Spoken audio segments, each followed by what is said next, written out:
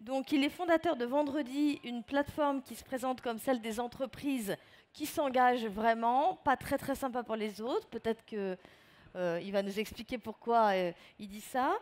Et puis, il s'appelle Julien Guérin. Et bienvenue, Julien. Voilà. Alors, et le deuxième est là. On l'a déjà présenté, mais on va vous le représenter parce que peut-être que nous avons un public supplémentaire par rapport à tout à l'heure. Donc, vous êtes François Debiès et vous êtes président de l'association Admical. Alors, après avoir été un banquier, patron de fondation d'entreprise, etc. Donc, je vais essayer d'être un peu fit, parce qu'on a pris du retard à cause de toutes ces histoires de pluie. Je vous prie de m'excuser. Et donc, cette séquence, elle parle du lien entre l'engagement des entreprises et la performance économique.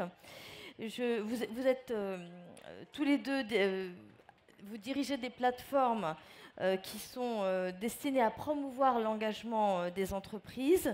J'aimerais que vous nous racontiez tous les deux, brièvement, d'où sort cet engagement personnel tous les deux. Alors d'abord François Debiès.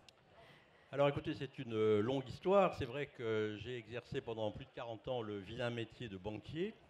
Mais j'ai eu beaucoup de chance parce que j'ai participé depuis sa création à l'aventure de la création de la Fondation Paribas, que j'ai par la suite eu l'honneur et le bonheur de présider pendant une quinzaine d'années. Et ça m'a permis de prendre conscience de ce qu'étaient les problématiques de financement de l'intérêt général. Ce n'était pas mon métier. Mon métier, ça a été au long cours de diriger le secteur qu'on appelle de la banque privée, donc qui s'occupe des clients qui sont les damnés de la terre, les gens qui ont de l'argent. Et dans ce contexte-là, j'ai pris conscience que... non, ne bougez pas, bougez pas. Je vais vous aider. J'ai pris conscience que ces clients fortunés avaient une préoccupation qu'on retrouvait un peu partout dans le monde, qui était de réinvestir dans la société, de rendre à la société une partie de la fortune qu'ils avaient pu constituer. Et donc, dans ce contexte-là, et dans le contexte du métier de banquier privé, qui est un métier de conseil, j'ai pensé qu'il pouvait être intéressant de créer une activité de conseil en philanthropie pour accompagner ces clients qui avaient les moyens et qui disaient eux-mêmes en fait, passer du monde du business au monde du non-profit, c'est compliqué. C'est pas les mêmes périodes, c'est pas les mêmes personnes, c'est pas les mêmes méthodes, c'est pas les mêmes valeurs. Et donc, j'ai pensé qu'on pouvait avoir un rôle d'accompagnement de ces philanthropes en herbe. Et donc, j'ai créé une activité de conseil en philanthropie. J'ai demandé à ma direction générale de pouvoir l'exercer de façon gratuite parce que je pensais qu'on n'avait pas à gagner d'argent quand on s'intéresse à l'intérêt général. Quand on parle de gratuité dans une banque, on vous regarde un peu de travers, mais on m'a laissé faire. Et donc, nous avons donc ça a maintenant une quinzaine d'années. Et cette activité, elle s'est beaucoup développée. Et aujourd'hui, la personne qui supervise ce conseil en philanthropie, qui est celle que j'avais recrutée d'ailleurs chez Admical il y a 15 ou 16 ans, elle a un problème majeur qui est la gestion d'une liste d'attente de clients qui veulent être accompagnés dans leur action philanthropique. D'accord. Alors vous allez nous en dire un petit peu plus. Je vais demander à Julien maintenant un peu de présenter son engagement à lui, d'où ça vient. Eh ben, alors moi pour ma part, j'ai une histoire un petit peu plus courte. Non, bon, moi je suis ingénieur de formation et c'est à l'école que j'ai découvert l'économie sociale et solidaire au sens large. C'est là où je m'y suis intéressé et j'avais une envie d'entreprendre en moi qui était déjà présente. Et donc j'ai essayé de connecter les deux. Et c'est comme ça que l'entrepreneuriat social m'a tenté. Et puis ensuite j'ai croisé la route de mon associé actuel, Félix Demons. Et puis ben, voilà, ça a été l'opportunité de créer et de faire grandir Vendredi. François Debiès, c'est quoi Admical brièvement. Alors Admical, c'est une institution qui a été créée il y a une quarantaine d'années pour porter sur les fonds baptismaux, à une époque où il n'existait pratiquement pas, en tout cas pas de façon visible, le mécénat d'entreprise. Et donc elle a deux missions, cette institution. La première, c'est le développement du mécénat. Aujourd'hui, le mécénat, c'est environ 3 milliards d'entreprises, c'est environ 3,6 milliards de dons annuels. Et ça concerne, et ça c'est un chiffre qui interpelle, ça ne concerne que 9% des entreprises de plus de 10 salariés. Et quand vous dites, juste que je comprenne, ça marche comment en fait? Le mécénat? Oui. Donc le mécénat, c'est une action, c'est un don désintéressé, je dis bien désintéressé, ça s'est inscrit dans le texte de loi, c'est-à-dire qu'il ne doit pas y avoir de contrepartie, en tout cas de contrepartie significative, d'une entreprise dans une institution d'intérêt général. Ce don peut prendre des formes variées. La plus importante, c'est le don financier, qui représente à peu près 80% du total. Et sinon, il y a la compétence aussi. Alors, il y a le don en nature aussi, qui peut être, dans certains cas, très intéressant. Et puis, se développe récemment le mécénat de compétences, qui est une tendance nouvelle, extrêmement importante, parce que, via le mécénat de compétences, peut se créer le lien entre les collaborateurs de l'entreprise et les actions d'intérêt général de l'entreprise. Et ça, c'est une clé à la fois du mécénat et même de la responsabilité sociale de l'entreprise aujourd'hui. Et là, on rejoint complètement les objectifs qui sont ceux de vendredi. Alors, vendredi, ça fait quoi? Que fait vendredi? Que fait vendredi? Vendredi, on est né à la base d'une conviction, c'est que on peut dépasser la dichotomie salarié-citoyen. Le travail peut être une façon d'exprimer ses valeurs. C'est aussi une façon de répondre à la quête de sens dont on entend beaucoup parler depuis ces dernières années. Et donc au début, vendredi, on est né en essayant de trouver des façons pour que des salariés puissent, sur une partie de leur temps de travail, utiliser ce temps au service d'associations.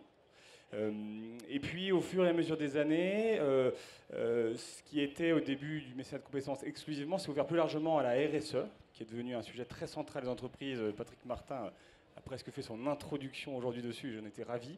Et donc, vendredi, aujourd'hui, on aide les entreprises à mettre en place leur stratégie RSE en impliquant leurs salariés. Et on fait ça de 3 façons. On a une plateforme qui va permettre aux entreprises d'informer leurs salariés sur leur stratégie, qui va permettre de sensibiliser les salariés. Mais c'est une plateforme en fait que vous installez dans les entreprises. Exactement, c'est une plateforme donc chaque entreprise a sa plateforme, vous pluguez votre système exactement. dans chaque entreprise. Et en tant que salarié, je peux m'y connecter avec mes identifiants, et là je peux faire 3 choses. Je peux m'informer, je peux me sensibiliser pour comprendre pourquoi est-ce que mon entreprise agit sur le changement climatique, sur l'égalité femmes-hommes, etc. Et puis aussi et surtout, je peux agir auprès d'associations ou en interne sur des projets RSE internes. Alors, Julien, vous publiez, vendredi publie un baromètre de la RSE. C'est quoi les principaux enseignements, rapidement? Très rapidement, il y a une très bonne nouvelle sur les sujets RSE, c'est que désormais c'est devenu un sujet qui est porté au plus haut de l'entreprise, puisque maintenant, ce qu'on a appris récemment, c'est qu'il y a dans 90% des cas le COMEX qui est favorable, voire moteur, sur les sujets RSE. Alors ça, c'est une très bonne nouvelle qui est une forte intention. Pour l'instant, il n'y a pas encore beaucoup de moyens, puisque ce qu'on observe, c'est que généralement, les budgets des directions RSE sont inférieurs à 100 000 euros. À l'exception des grands groupes, qui sont un petit peu à part. Là, les budgets peuvent largement dépasser ces montants-là. Et puis surtout, ce qui est intéressant, c'est pourquoi est-ce que les entreprises font de la RSE, pourquoi est-ce qu'elles se mettent en place ces démarches. Il y a 3 grandes raisons. Il y a des sujets d'image de marque engagée, que ce soit pour des consommateurs ou leurs clients B2B. Il y a des sujets de marque employeur, donc on retrouve le thème de la quête de sens dont je parlais au tout début. Et puis, troisièmement, et c'est une bonne nouvelle, pour répondre à l'urgence d'agir sur les sujets socio-environnementaux, ce qui montre aussi que les dirigeants et décideurs prennent conscience des enjeux auxquels on fait face en tant que société. Donc vous faites le lien entre les talents, c'est-à-dire la marque employeur, donc pour attirer et retenir des talents, et puis les clients. Oui, tout à fait, parce que finalement, alors, surtout sur les postes les plus qualifiés, mais c'est vrai aussi pour d'autres postes, l'entreprise a besoin de répondre désormais à la question de qu'est-ce que je fais pour la société. L'entreprise, ce n'est plus que le lieu qui est là pour faire de l'argent et être rentable. C'est aussi, on parle des entreprises à mission, c'est aussi, désormais, on attend l'entreprise sur son impact sur la société. On l'attend quand on est consommateur, c'est comme ça qu'on fait nos choix de consommation. On l'attend quand on est client, c'est comme ça qu'on choisit nos fournisseurs. Et puis on l'attend aussi quand on est salarié, puisque aujourd'hui, on veut, je pense toutes et toutes, en tout cas je l'espère, travailler pour des entreprises qui vont avoir un impact globalement au moins neutre, voire positif sur le monde qui nous entoure. François Debiès, de votre côté, vous favorisez le mécénat d'entreprise. En quoi le mécénat d'entreprise impacte la performance de l'entreprise? Alors ça dépend ce qu'on entend par performance. Sur la question de la performance économique, les choses ne sont pas forcément simples à appréhender. Il y a eu des études qui ont été faites Il y en a une qui a été faite par France Stratégie récemment qui amène à la conclusion que les entreprises qui sont engagées sous différentes formes, via la RSE, via le mécénat, etc., ont une performance qui s'améliore, qui est améliorée globalement d'environ 13%. Et puis il y a une étude qui est un peu plus ancienne, qui a 4 ou 5 ans, en Angleterre, sur les entreprises qui sont labellisées B Corp. Et là, la conclusion a été encore bien plus importante, démontrant que ces entreprises-là avaient une capacité de développement de leur performance économique qui était sans commune mesure avec celles qui n'étaient pas labellisées B Corp, de l'ordre de 20 fois plus importante. Donc, a priori, il y a cet aspect-là qui semble sous-tendre, il y a des études américaines aussi qui l'ont montré, que les entreprises engagées ont une performance plus importante, probablement par le biais de l'engagement des collaborateurs. Parce que ce que disait Julien est très important. Hein. Aujourd'hui, les entreprises, à la fois un peu aidées par la loi, mais aussi par la pression des collaborateurs, ont pris conscience qu'elles avaient à faire bien plus aujourd'hui que leur simple rôle économique, enfin simple, très important, mais de création de richesse et création d'emplois, mais à prendre en compte toutes les considérations sociétales et environnementales. Et donc de ce point de vue-là, je pense qu'on a une tendance qui ne se démentira pas. Les entreprises sont des lieux de structuration des personnes comme les associations, et ce qui est fondamental à l'heure où les grandes institutions, l'école, les églises, l'armée, les partis politiques, les syndicats sont en grande crise. Je pense que là, il y a un rôle fondamental sur les personnes à jouer, et les entreprises en ont pris conscience. Elles sont aidées un peu par la loi, les entreprises à mission, la raison d'être qui a été évoquée dans la table ronde précédente. Tout ça va dans la bonne direction. Et le mécénat d'entreprise, comment s'inscrit Admical là-dedans? Alors le mécénat Admical a un rôle fondamental à jouer dans le développement du mécénat d'entreprise. Hein. C'est la grande institution qui est chargée de porter le développement de ce mécénat. Ça se fait à travers deux actions principales. Une action de plaidoyer auprès de la puissance publique, parce qu'il y a en permanence besoin de ça. Admical a été un peu le teneur de plume de la loi dite Ayagon de 2003, hein, qui avait donné un cadre exemplaire, exceptionnel même au mécénat en France, mais c'est à remettre sur le métier en permanence. Et il y a encore eu récemment un coup de rabot qui a été donné à la défiscalisation des grandes entreprises, au-delà de 2 millions d'euros. Donc travail de plaidoyer à faire en permanence pour démontrer que le mécénat est indispensable au développement face aux problématiques sociétales qui sont de plus en plus importantes et coûteuses, et face aux attaques qu'il peut y avoir, qui sont parfois justifiées sur la question de l'éthique, qui a été évoquée également dans la table ronde précédente.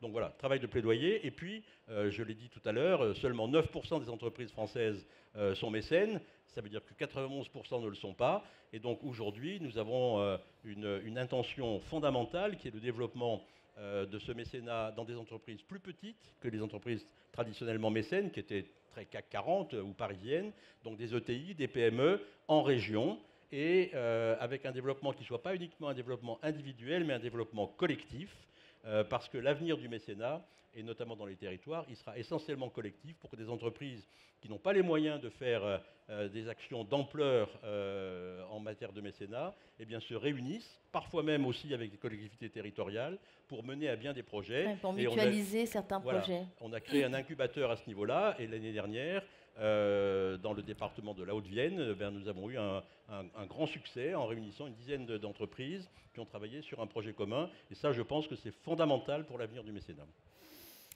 Merci beaucoup. Julien Guérin, vous dites que vous vous adressez à des entreprises qui s'engagent vraiment. Est-ce que vous avez des outils pour mesurer l'impact de ce que font vos clients en termes de RSE, pour savoir s'ils s'engagent vraiment? Alors deux choses. La mesure d'impact sur les sujets RSE et sociaux, c'est très difficile, puisque l'impact social, ça ne se quantifie pas comme une mesure, comme la tonne émise de carbone, etc. Déjà, pourquoi les entreprises qui s'engagent vraiment, ce qu'on cherche à porter comme message derrière, c'est qu'une entreprise, ce n'est pas qu'une entité juridique ou économique, c'est aussi l'ensemble des salariés qui la constituent. Et si on veut transformer les entreprises, il faut aussi changer les salariés. Et donc, l'engagement d'une entreprise doit, entre autres, et pas que, passer par l'engagement de ses salariés. Comment est-ce qu'on le mesure aujourd'hui? On a des outils assez simples qui vont être le nombre de salariés qui vont s'informer, qui vont se sensibiliser ou qui vont se mobiliser.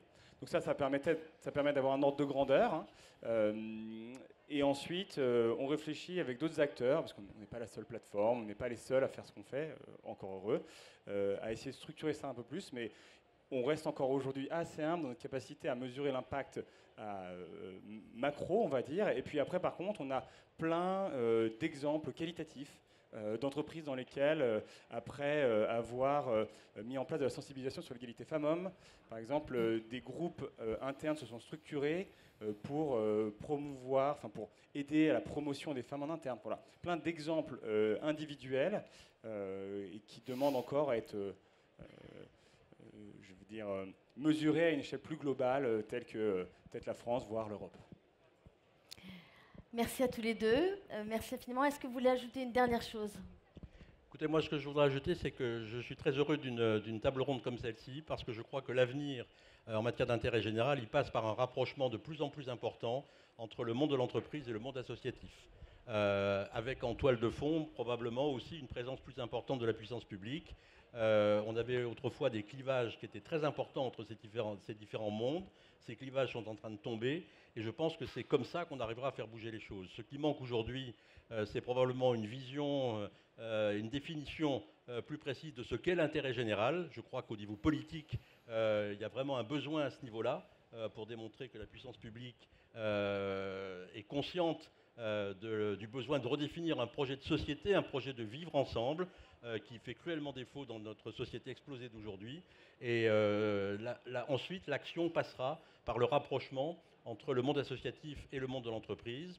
On a aujourd'hui un collectif qui s'appelle la Coordination Générosité, dans lequel cohabitent à la fois des gens qui sont des donateurs, des gens qui portent un regard aussi critique sur la façon dont ces dons sont effectués, sous un angle d'éthique, et puis le monde associatif. Et je pense que c'est à travers des actions combinées comme celle-là qu'on arrivera à faire bouger un petit peu les choses dans cette société qui en a tellement besoin. Merci infiniment. Julien, un dernier mot. Un dernier mot, c'est une invitation, je pense.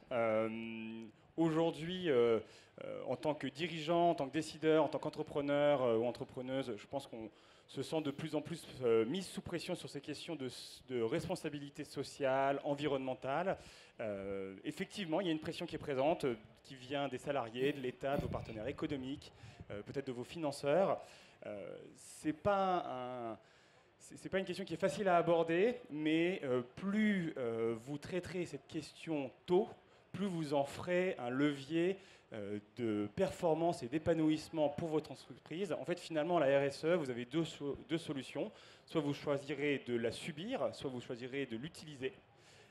Et puis, si vous choisissez de l'utiliser, il y a plein de solutions.